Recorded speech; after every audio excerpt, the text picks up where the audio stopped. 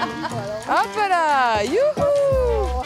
Bonjour à tous, je suis ravie de vous retrouver pour les grandes balades depuis cette magnifique région. Vraiment, je me trouve dans un endroit paradisiaque. Bienvenue dans le département du Var, en région Provence-Alpes-Côte d'Azur. Et aujourd'hui, je vais vous faire découvrir plus précisément la région de Fréjus, entre autres son port, déguster son vin. Et puis là, je vous propose tout de suite de démarrer par un lieu absolument culte, l'amphithéâtre. Allez, on y va. Direction le centre-ville et la visite de l'amphithéâtre pour commencer cette grande balade. Ensuite, nous irons au vignoble Clos des Roses pour une rencontre tout en douceur. Et on finira en beauté sur un magnifique yacht, rien que ça. Et oui, on a décidé de vous en mettre plein la vue aujourd'hui.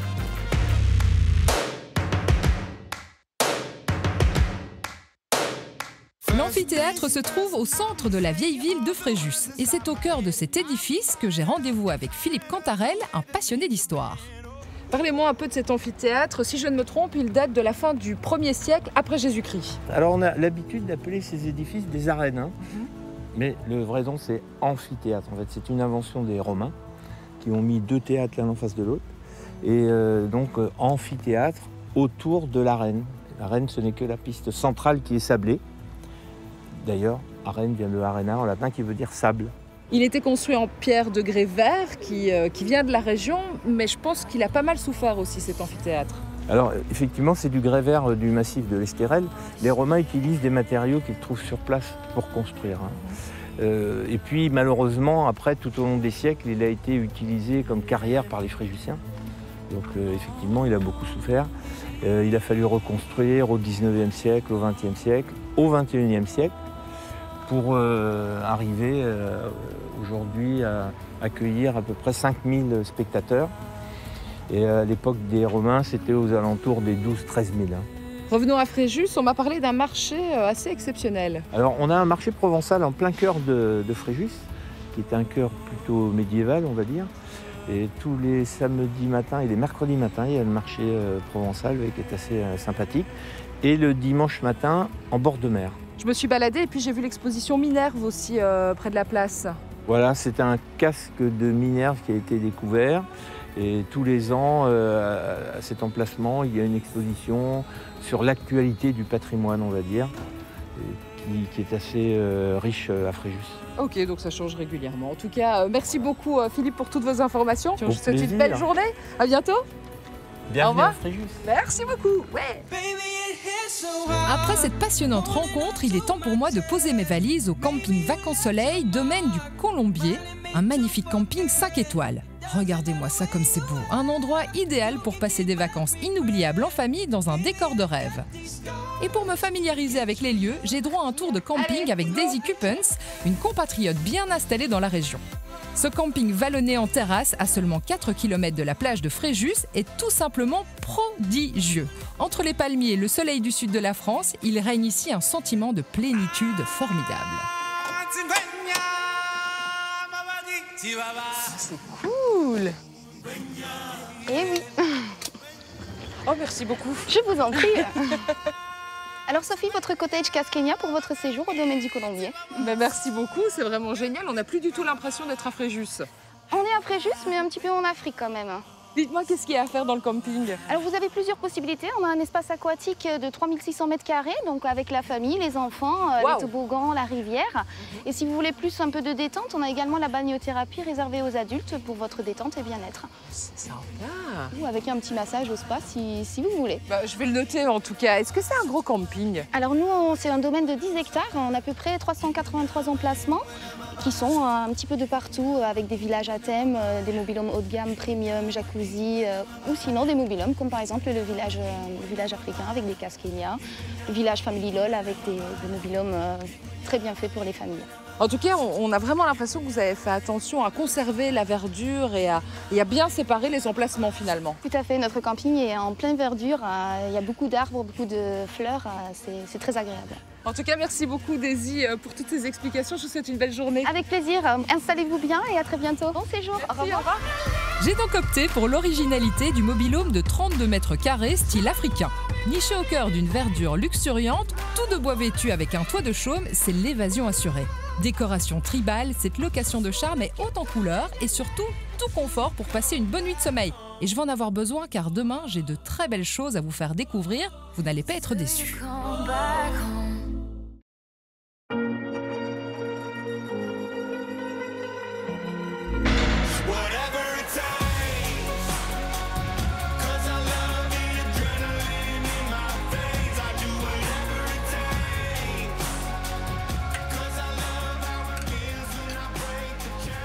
Bon là je prends des forces parce que j'ai une grosse journée qui m'attend. Je vais aller découvrir le Clos des Roses, c'est un vignoble. J'ai rendez-vous avec Laurence qui est impatiente de me faire découvrir son domaine. Ensuite je vais profiter de la mer et je vais aller faire un petit tour en bateau. Mais tout d'abord, voilà, je vais terminer mon petit déjeuner, hein. Il y a de quoi faire. Et ensuite je vais profiter du camping. Il y en a pour tous les goûts au camping Vacances-Soleil domaine du Colombier. Voici le programme de la matinée. On va commencer par un petit tour dans le magnifique parc aquatique, un vrai petit paradis pour les petits comme pour les grands, qui ont envie de se défouler et de s'amuser toute la journée. Ensuite, une petite partie de pétanque avec mon charmant voisin. Et pour finir, j'irai me relaxer dans la splendide piscine balnéo avec ses jets de massage, l'aquabike et son espace bien-être. Ça, c'est ce que j'appelle de la relaxation. En plus, cette partie du parc est réservée aux plus de 16 ans. Bon à savoir. Après cette matinée bien remplie, direction le Clos des Roses. Ce vignoble est une belle histoire de famille et un véritable havre de verdure situé entre Cannes et Saint-Tropez, à seulement 40 minutes de l'aéroport de Nice. C'est un lieu d'exception, il s'inscrit parfaitement dans la nouvelle ère de l'œnotourisme. Rencontre avec la maîtresse des lieux, Laurence Barbery. Laurence, parlez-moi un peu du domaine du Clos des Roses. C'est un domaine viticole, mais surtout un domaine familial. Oui, exactement. En fait, mes parents ont racheté le domaine en 2006. Ça a été une grande surprise pour tout le monde et on a été tous très heureux d'acquérir cette belle propriété où vraiment tous les jours on s'y sent vraiment très très bien. Un très très bel endroit. D'ailleurs, l'art a son importance dans le domaine. Quand on remonte dans la Grèce antique ou quand on remonte un petit peu dans toute l'histoire de France, l'art et le vin est toujours associé finalement. Donc finalement, je n'ai rien inventé. J'ai juste voulu porter aux Fréjussiens et aux gens de la région un domaine viticole qui offre aussi justement une part culturelle. Et je pense qu'au bout de 10 ans, c'est pari réussi. Le Clos des Roses, on peut le dire, c'est un rosé dont la notoriété a dépassé très largement les frontières françaises. C'est vrai que ça fait 10 ans qu'on s'y affaire et au bout de 10 ans, on peut être assez fier de se dire que notre rosé, oui, passe les frontières et va jusqu'en Belgique. Alors dites-moi, je suppose qu'on peut également visiter les caves, déguster votre vin. Oui, oui. On a imaginé des visites dans le domaine. Donc on a deux visites, une le mardi, une le jeudi. Où les gens peuvent venir, on les accompagne dans les vignes, on leur explique l'histoire du Clos des Roses et en règle générale, les gens adorent ça. Après ces belles rencontres dans les terres de Fréjus, il est temps pour moi de faire un petit tour du côté de la mer. Alors, il faut que je vous avoue quelque chose, depuis toute petite, j'ai toujours été fascinée par les ports de plaisance et les bateaux. Du coup, lorsqu'on m'a proposé de rencontrer Glenn Fauchon, le directeur du port de Fréjus, je n'ai pas hésité une seconde.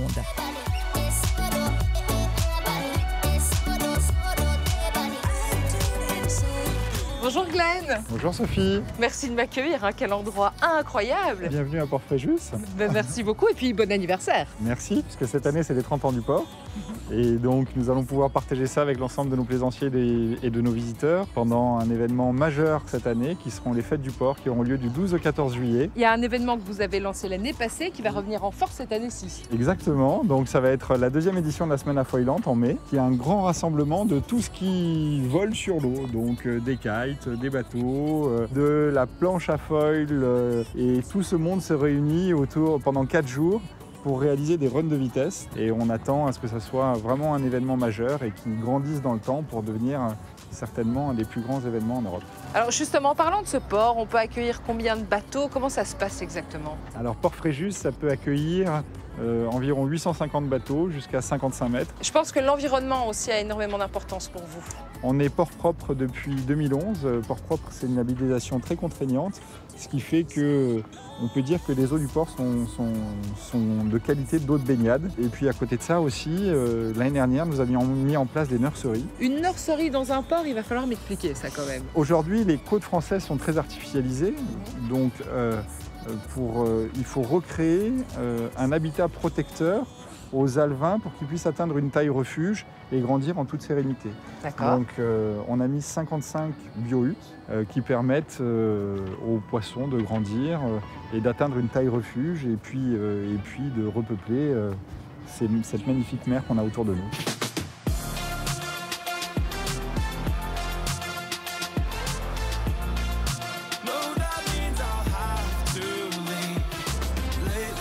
Bonjour l'équipe. Bonjour. Sophie, enchantée. Dominique. Bonjour Dominique. Gaëlle. Bonjour Gaëlle. Lauriane, enchantée. Bonjour Lauriane. Bienvenue à bord. Ben, merci beaucoup. Je vous suis. Allez. Ah, c'est sympa.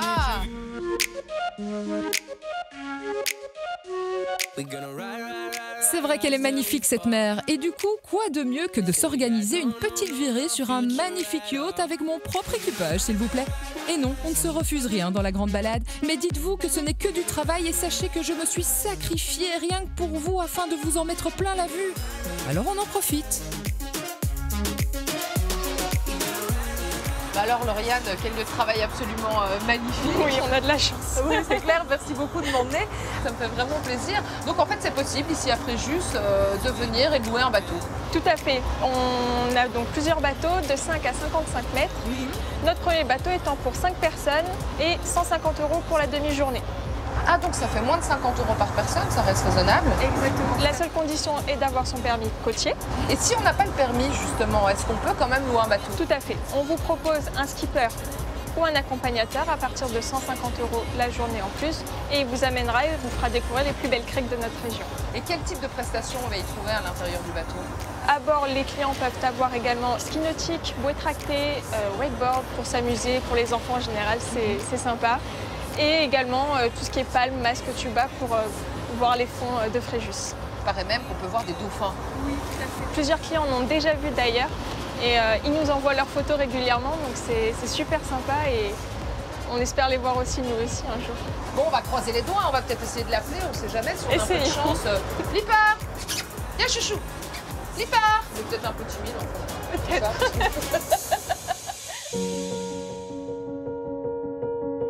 Et c'est ici que mon aventure à Fréjus se termine. Oui, je sais, je ne suis pas à plaindre, mais ne vous inquiétez pas, je profite bien. On se retrouve la semaine prochaine pour une nouvelle grande balade. Même heure, mais pas au même endroit. Ciao! I'm happy, nothing's going to stop me. I'm making my way home, I'm making my way.